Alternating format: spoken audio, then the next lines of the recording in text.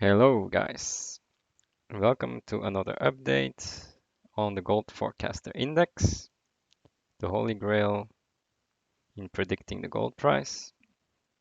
And this index is doing a really great job.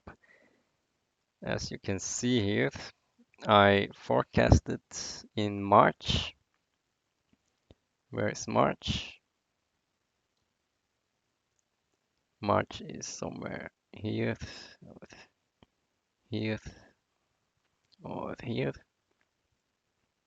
and here. You can rewatch all my videos. Our forecast, I gave a buy recommendation here in March and April, and it shot up.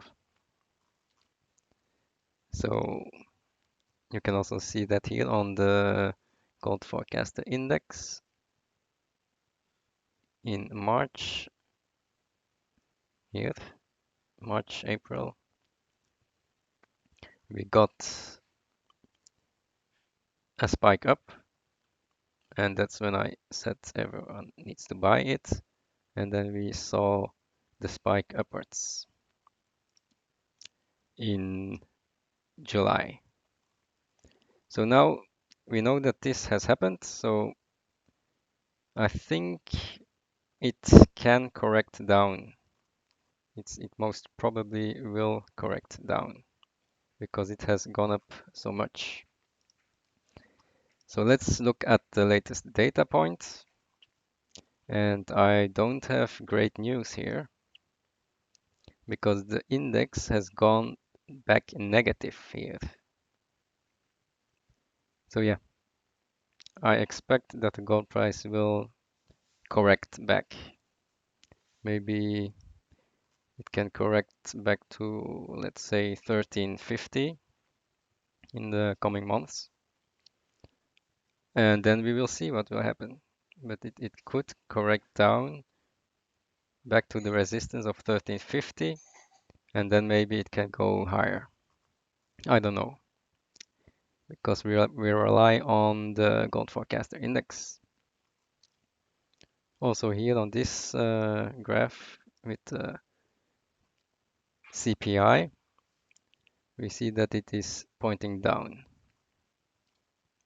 Now let's see why this is pointing down. Yeah, I think it's because of the capacity utilization, first of all. Um, it it is going down, so there are a lot of uh, players in the industry that are not producing at 80% capacity, so we could see lower inflation. So inflation will go lower. You can also see that in the producer price index, which is leading the consumer price index. We see a huge drop in the producer price index here for May. So inflation will be going down. That's for sure. And that's not good for gold. Let's look at the leading indicators. Well, we see a small dip here, not a large dip. So the economy is actually doing pretty okay. I have to admit that. It's not crashing like in 2008 or 2000. It's doing pretty well. It's just growing a little bit slower. So also not good for gold. Let's look at the bond yields. And this is the yield curve. It is, yeah, it is negative, it's inverted, but I expect that this inversion will stop. I'm pretty sure that it won't overshoot as much. It looks like it's bottoming out here, the inversion. Um, well, yes, so, and that's because the Fed is going to cut interest rates probably in July by 25 basis points, 50. Um, I guess it will be 25. But yeah, that is coming. The cut is going to come, and then probably the yield curve will go back up here.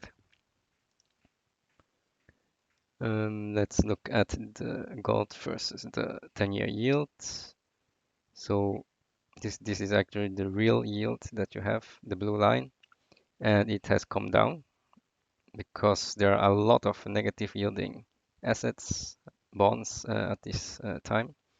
So the real yields are going down, and that's why gold goes up. So we will see what will happen here. If it goes down more, then it could go higher. And yeah, I will tell you more about negative yields later on. Now we have a very nice data point here on the deficit. So the US deficit went up again, which means the red line goes down. And for May, we had a record deficit. So this trend is still pointing down, and I don't think it will go back up anytime soon. So that's good for gold. At least one data point is good for gold. Um, let's look at the treasury yields. You can see that everyone is buying US treasuries here. That's why it's going down, because globally we do not have any positive yields anymore, or almost none, especially in Europe. So that's why this is going down, and will probably go down even more to the 1% level. I wanted to show you also the balance sheets here. The ECB, you can see the blue line here. The ECB has stopped quantitative easing since 2018, but rumors are that they will increase the balance sheet again, and they will also cut the deposit facility rate, which is now at minus 0.4%, and they could cut it to minus 0.6%. So that's also interesting to watch. It will be inflationary if they do that, because more and more bonds will go negative then, and that's good for gold. So we have on the one hand low inflation, but on the other hand, the central banks are trying to get inflation back up. Also, the red line is going to flatten out in September. And Japan keeps doing QE. Also, China is doing this. This is the Bank of China here. Now, I want to show you one thing, and that's the German bond, the 10-year bond, has actually gone to minus 0.4%, and this is below the ECB deposit facility rate. So we have actually an inversion of the yield curve right now in Europe. So yeah, things are looking very negative. There's no growth left. And why is it going negative? Well, the ECB is buying all these government bonds. You can see this, the blue lines are ECB holdings, and the problem is they want to buy more, but they can only buy more from these blue, light blue rectangles here, because they are limited to 33% by the Court of Justice of the EU.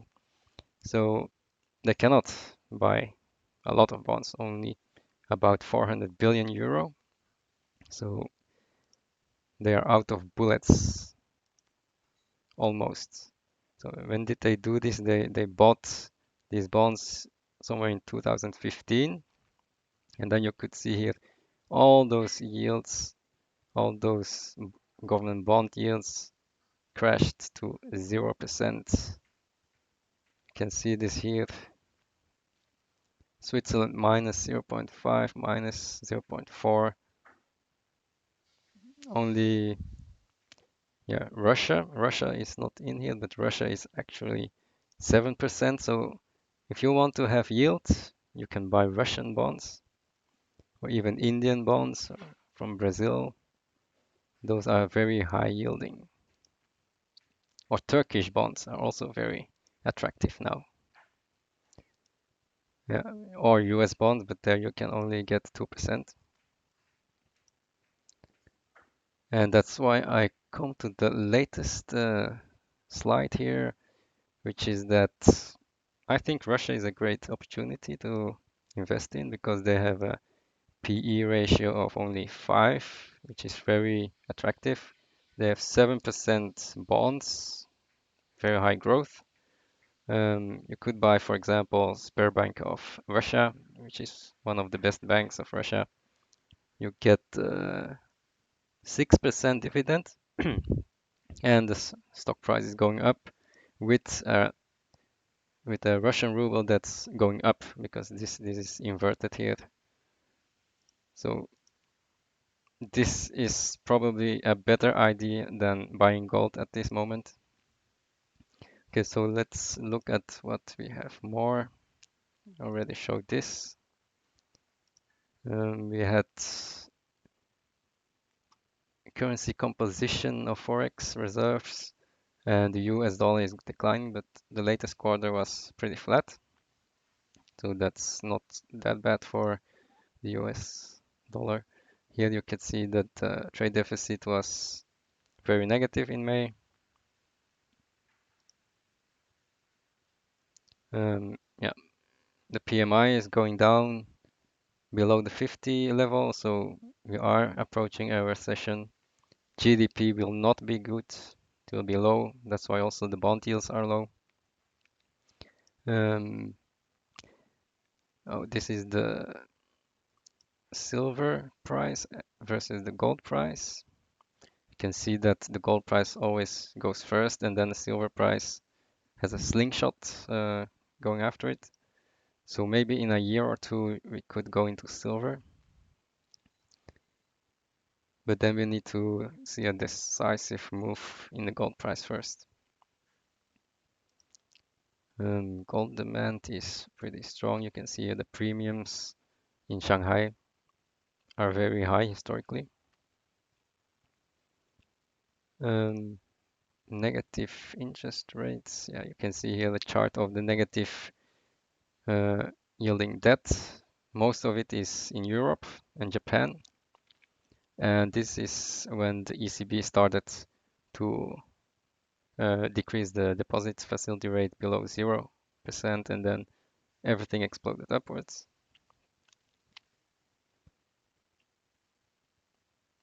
Also important to know is that we had the Fed minutes on the 19th of June. And what we can see here is the dot plot, very important. So we started with this in the last FOMC meeting, and the new dot plot has gone down. So the Federal Reserve is going to decrease interest rates. And probably in July, which is this month, we could have a rate cut from 2.4 to maybe 2.2 here, the average of these two lines here. Yeah, that's probably the case. And normally that's good for stocks and also for gold. What do we have more here? So the ECB is buying all these bonds into negative territory, and that has a lot of implications. Look at this. This is the direct cost of the bank profits. So 23% of the profits goes into costs, interest costs, because they have they need to put their excess reserves onto the ECB, and these are mostly German banks, and they will have a loss because they need to pay interest to the ECB, and that's 23% of their profits. So if the ECB keeps lowering the deposit rate, this number is going to go up. That's not that good for the banks. I think this, yeah, we have, the deficit to outlay ratio was going up in May. And you can see that here in this chart. So this is going up. So more and more deficits um, in the US and more spending. So that is actually very hyperinflationary in a deflationary environment at this moment. So yeah, that's our summary. The conclusion is that the economy is not doing well, but on the other hand, we have the central banks going back to QE, quantitative easing, and yeah, we have a fight between these two, and probably in the end we will have higher gold prices. But at this moment, it's uh, it's to the downside more.